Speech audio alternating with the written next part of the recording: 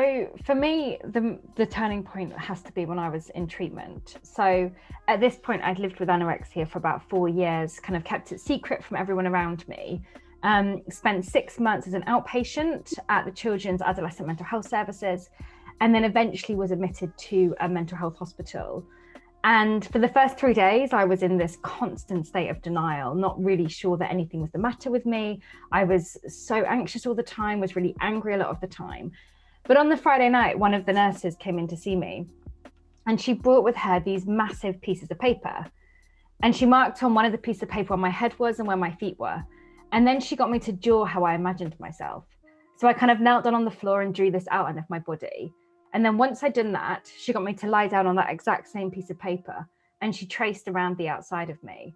And after kind of looking back down at the paper, it was at that point that I realized that actually the way that I viewed myself was so distorted, and that maybe there was something the matter with me. And I remember on that Friday night being quite overwhelmed by the kind of imagery on the floor, and was kind of thinking to myself, do you know what, I'm just going to give this a go. I'm just going to start eating. I'm going to just see what happens. And then at least I could get out and do exactly what I want to do. But actually over that kind of year-long stay in hospital, I gradually began to really accept that I needed that support, gradually began to open up, and just gradually began to realize there was so much more to my life than the eating disorder.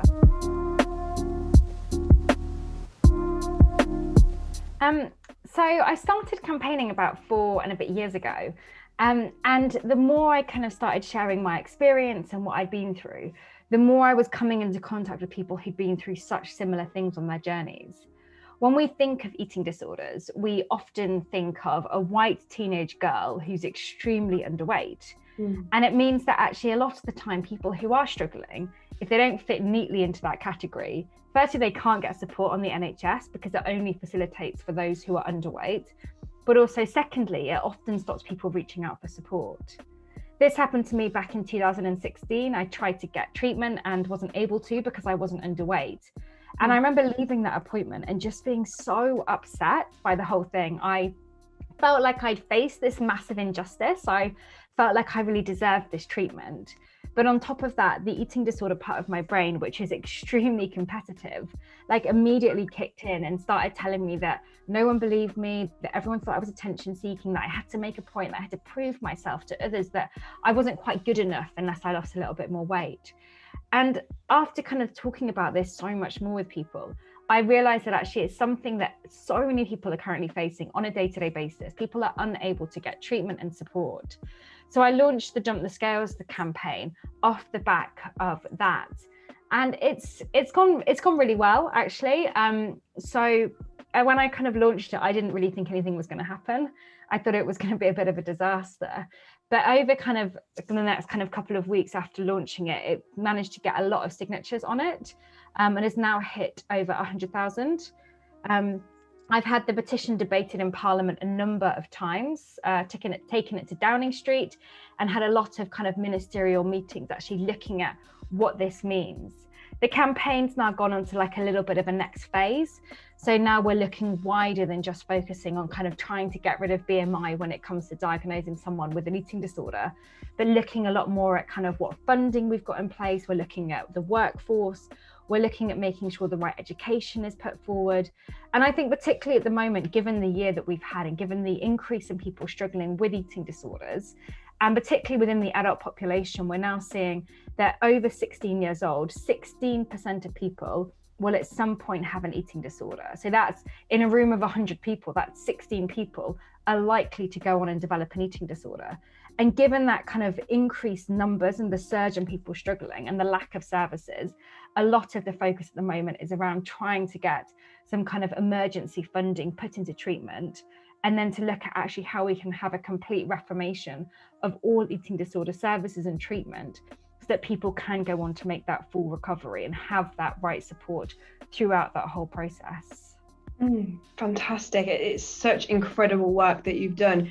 So the Curb the Count campaign, what was that one about? So Curb the Count was all around trying to stop the calories being put on menus. So about a year and a half ago, the government announced they were looking into doing this. And statistically, we know that 25% of people who start calorie counting will go on to develop an eating disorder. Wow. 35% will spend the rest of their life with some unhealthy relationship with food. We also know that calories aren't a real way of measuring something, and they're so inaccurate. But I think on top of that, if you've had an eating disorder and the calories are there, you're going to be even kind of into this bigger mental torment kind of battle going on in your head when you go to restaurants. So I launched that campaign as a trying to kind of put a hold on that legislation. The successful part of it was actually, since launching it, I've now had a number of meetings with Public Health England, actually looking at what we can be doing instead and how we can really be challenging that. Unfortunately, the legislation is looking like it will go ahead and come out next April. But at the moment, I'm kind of working quite closely with Department of Health, looking at actually how we can really manage this fallout, that we're kind of the inevitable fallout that we're going to get from putting the calories on the menu, and making sure, I think as well, that there's a lot more education being done so that people really understand, like, not just the dangers around it, but actually how inaccurate a measurement this is. So the first thing is around normalizing conversations. So having that normalization right from the top, so people who are kind of a bit more junior feel like they can also talk about their own mental health and their own well-being. I think generally across organizations, we need to look at what communications we're sending out.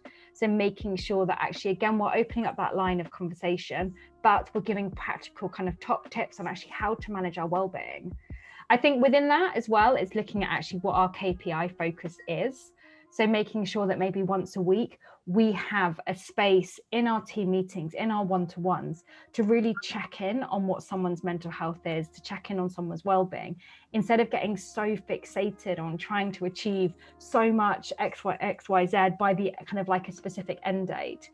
And then I think more broadly, kind of really practically, particularly when we're looking at things like eating disorders, it's about avoiding diet chat. So making sure that we're not kind of constantly flooding ourselves with that conversation, because for all we know, we might be sitting next to someone who's really struggling with an unhealthy relationship with food. It's also about making sure that if you have team events or team activities or team lunches, making sure that they don't always happen around food, but if they do, maybe providing a menu or some options of restaurants, and the person who maybe has struggled with an eating disorder can then have a little bit more of a choice of actually where to go. And I think finally, like when you do have things like cake in the office, which I'm sure at some point will come back, it's actually not pushing people to have a slice of cake if they don't want one, like just accepting that they might not want it. I know from my experience of working kind of in offices, like the amount of times that I'd have to think of endless excuses for why I didn't want to have a piece of cake. And it was just so frustrating. And then even when people found out that I'd had an eating disorder, they then had this look of shock whenever I did have a slice of cake. And it's like, actually, do you know what? Like, my eating disorder was never about that slice of cake. It was about so much more than that. But actually, just by giving people that space where they don't constantly feel like they are being judged left, right, and center for what they're eating, and the fear of people commenting on their foods, I think will help just create a much safer environment. It's all about talking about it. It's about making sure that we talk openly, we show that empathy, we create a safe space so that people can come to work and say, do you know what, I'm having a rubbish day today. I don't feel great today. And for when individuals do that, not taking work off them.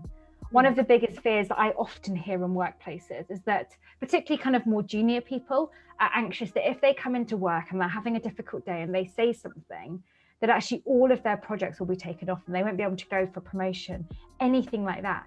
So it's about creating a system that really, really works for that person to get the support they need, when at the same time offering that reassurance where necessary. And I think as well, like, really understanding actually the impact of the pandemic on people. We know that this year has been really, really challenging on so many people. There's been things that we've loved, things that we've all hated. But I think, again, creating that space where people can be really honest about it, it helps someone to just kind of feel like, actually, do you know what? Like, I need to take a bit of a slower morning today. I need to take a little bit of a step back. And then I think the other thing that really helps with kind of busting stigma is also educating our staff It's about educating them on actually how to spot the signs in people around them, educating them on how to have a conversation around it, and helping them to realize that actually people can function at a very high level with a mental health issue. And that's normally what seems to be happening at the moment. And that is okay. But again, create that space where actually they're functioning, but able to get that additional support when necessary.